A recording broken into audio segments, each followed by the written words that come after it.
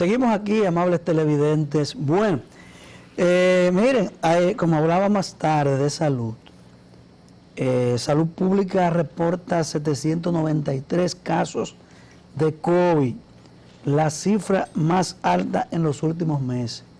El COVID existe, señores. De hecho, la oficina, la OMS recomienda usar mascarilla. Aquí hay mucha gente que tiene una condición especial y lo hemos visto en los últimos meses usando mascarilla. El COVID todavía está, varias variantes todavía, y miren cómo son las cosas. Hoy Salud Pública notifica 793 casos de COVID, la cifra más alta en los últimos meses. El COVID está ahí todavía, y más las personas que tienen una edad avanzada y tienen alguna condición de salud. Así que a cuidarnos todos. Mire, antes de irnos a la pausa, le decía que el presidente Luis Abinader vetó la ley, ¿verdad?, o el proyecto de ley que regula la Cámara de Cuentas de la República Dominicana. Hay Cámara de Cuentas o cuentos. ¿Cuántas aguas a beber ha dado los últimos plenos de la Cámara de Cuentas? Si nos ponemos a ver, después de fue el pleno que dirigía Andrés Terrero, que fue llevado a un juicio político y destituido.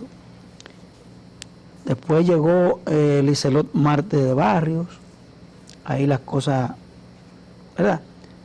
Llegó Hugo Álvarez, el vegano, y caímos en la actual Cámara de Cuentas, que ya ustedes saben lo que pasó, sometido supuestamente por asuntos de violación laboral, y eso terminó en los tribunales, se pedía juicio político, después descargado, o un lugar que creo que fue que le dieron. El hecho es que en ese interín los diputados iban fraguando una nueva ley para la Cámara de Cuentas.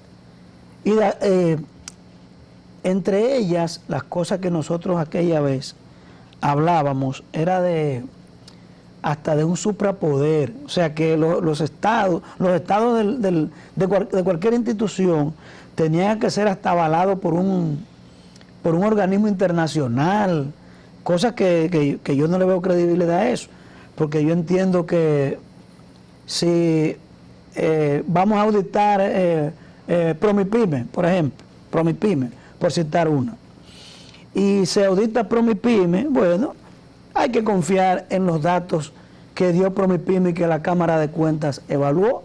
No hay que llamar a alguna de esas firmas calificadoras de riesgo para que dé el visto bueno de eso. Esa es una de las cosas que decía ahí, por citar una. Y entonces yo decía, aquella vez cuando esto estaba baloteándose ahí, de que no era verdad que si el presidente de la República, uno de sus logros, una de las cartas de presentación de la administración Abinader es la transparencia.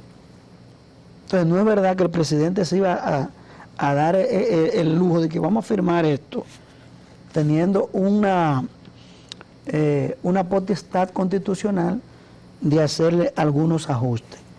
¿Qué hizo el presidente de la República? Lo vetó, lo envió a la Cámara de Diputados, y hay un texto aquí que habla: el gobernante devolvió el texto a la Cámara de Diputados acompañado de una masiva, ¿verdad?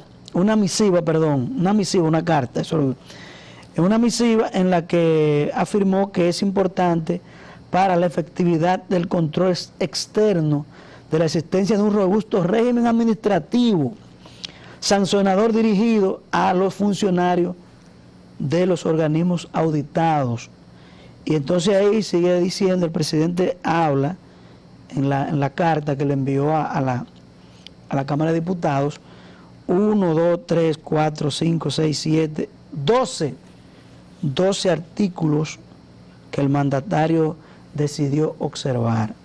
Sería bueno más adelante saber a qué se refiere los artículos que el presidente mandó vetó, ¿verdad? Que son el 29 de ese proyecto de ley, el 30, 31, 32, 35, 41, 42, 45, 53, 54, 82 y 90 de esa ley. Miren, si el presidente lo que ha practicado en este tramo de su gobierno ha sido la transparencia, donde la propia doña Milagros ha asistido a cónclaves internacionales, invitada primero porque como República Dominicana ha mejorado los índices de fortaleza en manejo de la corrupción. Y recuerdo, eso fue hace poco. El gobierno ha recibido muchísimas felicitaciones porque hemos crecido en el manejo de la corrupción. Entonces no es verdad que si lo que se quiere es transparencia, si lo que se quiere es un robusto sistema sancionador cuando se cometen faltas, no es verdad que el presidente iba a decir, vamos a firmar esto, a promulgar esa ley. Hay un trámite legislativo que si estos artículos que el presidente envió con el veto, la Cámara de Diputados no lo sanciona, se dan como aprobados. Y eso tiene otro trámite de ley. Por lo tanto, nosotros que hemos vivido esta situación lamentable de los diferentes plenos de la Cámara de Cuentas, donde la sociedad está así, es más, yo no sé cómo no se llegó al juicio político de la actual Cámara de Cuentas, porque yo entiendo que si ustedes, los hombres y mujeres que están en el pleno de la Cámara de Cuentas, fueron electos como manda la ley, cuestionado, público, y ustedes vienen a sustituir una Cámara de Cuentas donde el propio Estado, fíjese bien, el propio Estado no la auditó, sino que el Ministerio Público le hizo un allanamiento, o sea, el propio Estado, para que ustedes vean, a la Cámara de Cuentas, por malos manejos, por muchísimas cosas. Entonces, nosotros, en mi caso, que aplaudimos esos miembros de la Cámara de Cuentas, entonces ustedes cayeron en algunas indelicadezas, vamos a decirlo así. Y entonces eso se llevó a la Comisión de Cámara de Cuentas de la Cámara de Diputados, que sirve como fiscal, y de ahí al Senado, que sirve como especie de juez. Ya ustedes saben. Eso quedó ahí, no se sabe nada. Yo creo que después que la Suprema habló de que no hubo nada de violación del asunto laboral, eso se ha quedado ahí. Y ayer el presidente pues optó por vetar esta ley que hacía algunas recomendaciones, algunos cambios en la ley de la Cámara de Cuentas, cosas que yo entiendo que hay que ser muy cuidadoso con eso. Y más cuando el presidente lo que ha dicho es, aquí la transparencia es nuestra carta de presentación. Y si queremos un régimen sancionador robusto, es haciendo precisamente esas recomendaciones que tienen que ver con la pulcritud del manejo de los recursos. Entonces no es verdad que el presidente se iba a prestar a eso.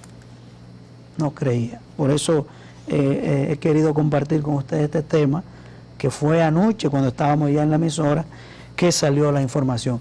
Nos vamos a una pausa, señores. Cuando retornemos vamos a tomar llamadas. Vamos a hablar de política y ustedes saben cómo está el asunto. Alrededor de 38 días para la primera cita que es el torneo municipal en febrero, y ya las boletas están armadas, hay muchas caravanas, esperemos los debates si es posible, y también lo presidencial y lo congresual, que ya está prácticamente definido. Nos vemos en breve aquí en Soberanía Popular a tomar las llamadas cuando retornemos.